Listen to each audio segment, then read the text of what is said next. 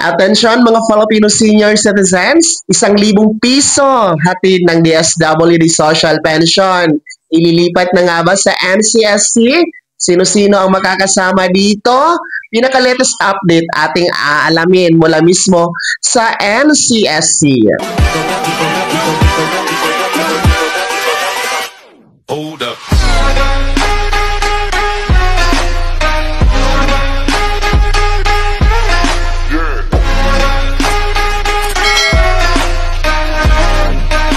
Hello mga ka-vlogs! Welcome dito sa aking YouTube channel. Saan po kayong dako sa mundo? Kumusta mga ka-vlogs? Ito ha, mga lolo at lola, pinaka-latest update po dito sa DSWD Social Pension. 1,000 piso na buwanang pensyon. Ililipat na nga ba ito? Mula DSWD papuntang NCSC? Alamin natin mismo mula sa NCSC Chairman. Mamaya-maya po yan. Pero bago ang lahat, kung bago ka pa lang dito sa aking YouTube channel o di kaya hindi ka pa nakasubscribe, abay click nyo muna ang ating subscribe button na nasa baba. Huwag nyo kalimutan na pindutin ang notification bell. Ilagay niyo po sa all para naman updated kayo sa lahat ng mga videos na aking i-upload.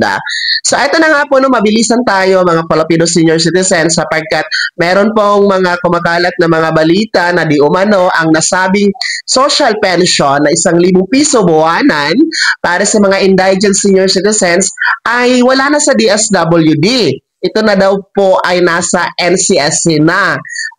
Well, yan pong ating bibigyang linaw ngayon dahil atin pong pakikinggan si Dr. Mary Jean Loreche, ang National Chairman ng NCSC, kung ano nga ba ang katotohanan. Narito.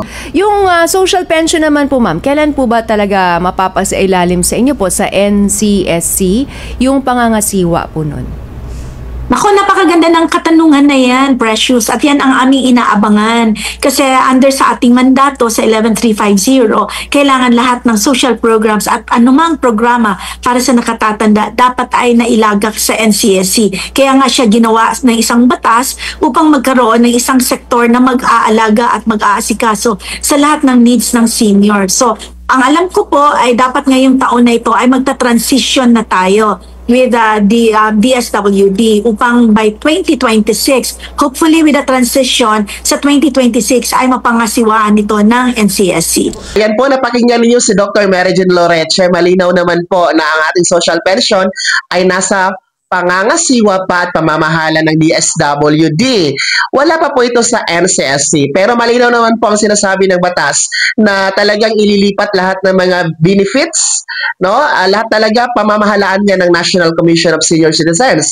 So, sa sinabi naman po ni Dr. Loreche, ay sa kanyang pagkakalam, ngayong taon na ito ay magkakaroon na ng full transmission, no, or transition that social pension from DSWD papunta sa kanila, and early by 2026 ay sa kanila na po ang pamamahagi niyan.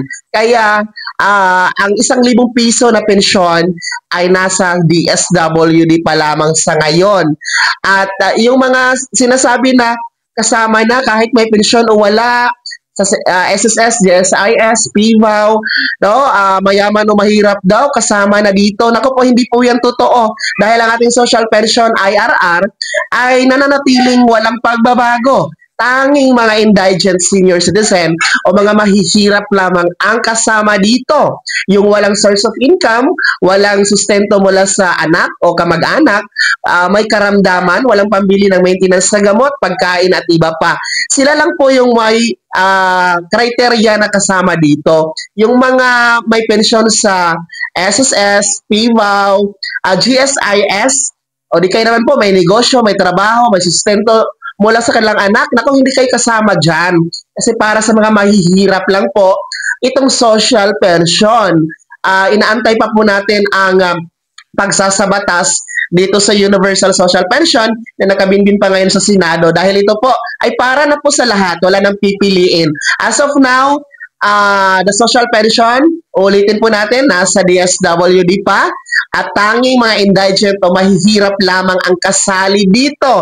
No, wala na pong dapat makasali dyan, mga senior citizens. Kaya naman ha, ano po yung comment at reaction sa balitang ito? Ibahagi niyo po sa comment section na nasa baba. Pakilakip ng buong pangalan at kung taga saan kayo. Bago ako magtapos sa video na to, kung gusto niyo pong sumuporta sa aking YouTube channel, maaari niyo pong i-click ang ating super thanks button na nasa baba. Sa mga gusto maging miyembro, pwede po, i-click niyo po ating join button.